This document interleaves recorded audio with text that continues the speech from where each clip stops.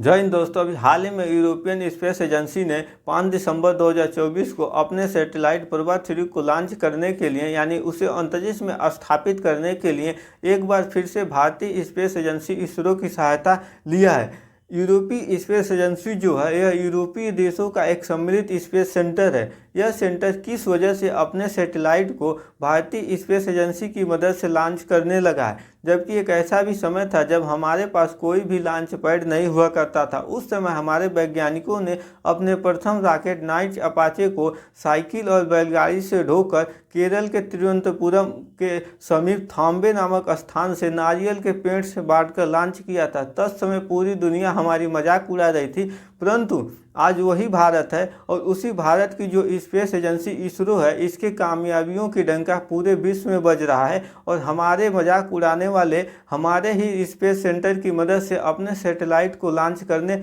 लगे हैं। दोस्तों, इस वीडियो में जानेंगे कि यूरोपियन स्पेस एजेंसी ने अपने सैटेलाइट पूर्वा 3 को लॉन्च करने के लिए Indian Space Research Organisation ISRO की क्यों सहायता लिया है और पूर्वा 3 मिशन क्या है, इस मिशन से क्या लाभ होंगे और पूर्वा 3 मिशन के क्या खासियत हैं, साथ ही इस मिशन को संचालित करने के लिए कितने रुपए का बजट आ रहा है। तो पूर्वा 3 मिशन से संबंधित इन सभी जानकारी के लिए वीडियो को लास्ट तक अवश्य देखें। यदि आप चैनल पर नए हैं तो चैनल को सब्सक्राइब जरूर करें। पूर्वा 3 मिशन को जानने से पहले आपको पूर्वा फर्स्ट और पूर्वा सेकेंड मिशन के बारे में जानना जरूरी है। यूरोपियन स्पेस एजेंसी ने सन 2001 में अपने पूर्वा श्रेणी के प्रथम सैटेलाइट पूर्वा फर्स्ट को इसरो की सहायता से सफलतापूर्वक लॉन्च किया था। इसके बाद दोबारा सन 2009 में यूरोपियन स्पेस एजेंसी ने पुनः पूर्वा श्रेणी के पूर्वा सेकेंड सैटेलाइट को इसरो की PSLV रॉकेट लॉन्चर की सहायता से सफलतापूर्वक अंतरिक्ष में स्थापित किया था। PSLV जो है इसका पूरा नाम पोलर सैटेलाइट लॉन्च व्हीकल, दुनिया के एकमात्र ऐसा रॉकेट लॉन्चर है जिसका सक्सेस रेशियो 95% से अधिक है। इसी विश्वसनीयता के कारण यूरोपियन स्पेस एजेंसी ने पूर्वा श्रेणी के पूर्वा 3 सैटेलाइट को इसरो की PSLV एक्सेल रॉकेट लॉन्चर की सहायता से लॉन्च किया है। पूर्वा 3 जो मिशन है यह यूरोपियन स्पेस एजेंसी की पूर्वा श्रेणी की सबसे अत्याधुनिक मिशन है।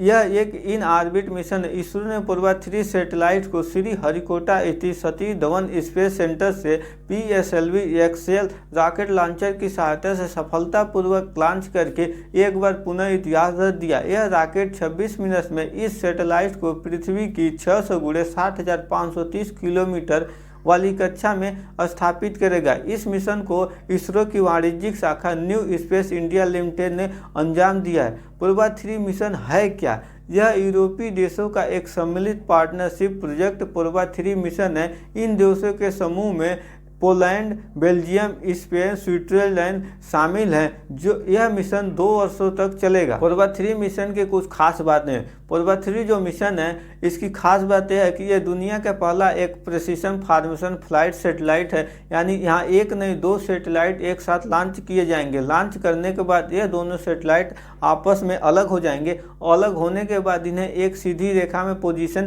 किया जाएगा। यह सैटेलाइट फिक्स दूरी को मेंटेन करने में सक्षम होंगे। पूर्वा 3 जो सैटेलाइट है यह पृथ्वी की कक्षा में ही गति करेगा। इसकी पृथ्वी से सबसे अधिकतम दूरी 60,350 किलोमीटर होगी और पृथ्वी से सबसे कम दूरी इसकी 600 किलोमीटर होगी। जो पूर्वा 3 सैटेलाइट है इसी कक्षा में यह एक दूसरे से 150 मीटर की दूरी को मेंटेन करने में ये सक्षम होंगे तथा यह एक यूनिट की तरह कार्य करेंगे। दोस्तों, क्या आपने कभी सोचा है कि जो पूर्वा 3 मिशन है इसको क्यों लॉन्च किया गया है, इसके पीछे का वजह क्या है? तो पूर्वा 3 मिशन के तहत 2 सैटेलाइट को लॉन्च किया गया है, कोरोनोग्राफ स्पेसक्राफ्ट और ऑकुल्टर स्पेसक्राफ्ट। यह दोनों स्पेसक्राफ्ट जो है सूर्य के कोरोना की स्टडी करेंगे। सूर्य जो है बनावट के आधार पर इसके कई परत होते हैं। आंतरिक बनावट के आधार पर इसके 3 परत होते हैं। कोर होता है, रेडिएटिव जोन होता है और कॉन्वेक्टिव जोन होता है। जो कोर होता है यह सूर्य का सबसे मध्य भाग होता है। इसी में हाइड्रोजन का हीलियम में संलयन होता है। इसका जो तापमान होता है 15 मिलियन डिग्री सेल्सियस होता है और यह प्लाज्मा अवस्था में पाया जाता है। जो रेडियोएक्टिव जोन है इसमें से एक्स और वाई रेज तथा कुछ फोटान की किरणें निकलती हैं। जो कॉन्वेक्टिव जोन होता है इसमें हाइड्रोजन के बने सेल पाए जाते हैं। इसके अतिरिक्त जो सूर्य है इसकी बाहरी बनावट के आधार पर भी 3 परत होते हैं। पहला जो होता है फोटोस्फीयर जिसे प्रकाश मंडल कहते हैं, यह सूर्य का दिखाई देने वाला भाग होता है। इसका जो तापमान होता है 6000 डिग्री सेल्सियस होता है। और जो वर्णमंडल होता है जिसे क्रोमोस्फीयर कहा जाता है, इसका तापमान 92,400 डिग्री सेल्सियस होता है। और सूर्य का सबसे बाहरी जो भाग होता है, परत होता है, उसे कोरोना कहते हैं। यह मुख्य रूप से सूर्य ग्रहण के ही समय दिखाई देने वाला भाग होता है। इसका जो तापमान होता है 27 लाख डिग्री सेल्सियस होता है। तो जो कोरोनोग्राफ स्पेसक्राफ्ट और ऑकुल्टर स्पेसक्राफ्ट हैं, यह दोनों पृथ्वी की कक्षा में एक दूसरे एक सीध में उड़ेंगे और इन्हीं की सहायता से कृत्रिम सूर्य ग्रहण का निर्माण किया जाएगा। जो कोरोनोग्राफ स्पेसक्राफ्ट है यह सूर्य के सामने खड़ा होगा और इसके पीछे ऑकुल्टर स्पेसक्राफ्ट खड़ा होगा। जैसे सूर्य ग्रहण के समय सूर्य के सामने चंद्रमा होता है और उसके पीछे पृथ्वी होती है, तो इस तरह सूर्य ग्रहण लगता है। ठीक इसी प्रकार से इन दोनों स्पेसक्राफ्ट की मदद से कृत्रिम सूर्य ग्रहण का निर्माण किया जाएगा। जब इन दोनों सैटेलाइट्स की मदद से कृत्रिम सूर्य ग्रहण का निर्माण कर लिया जाएगा तो सूर्य का जो कोरोना वाला भाग होता है वह भाग दिखाई देने लगा। इस तरह जो कोरोनोग्राफ स्पेसक्राफ्ट है वह कोरोना की आसानी से स्टडी कर लेगा।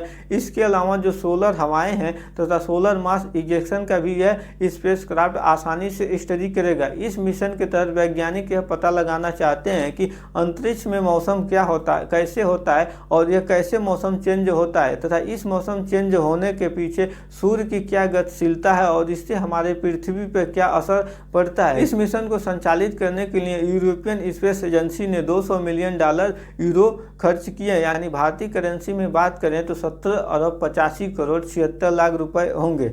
आई होप आप सभी को यह वीडियो पसंद आया होगा। मिलेंगे नेक्स्ट वीडियो में। जय हिंद।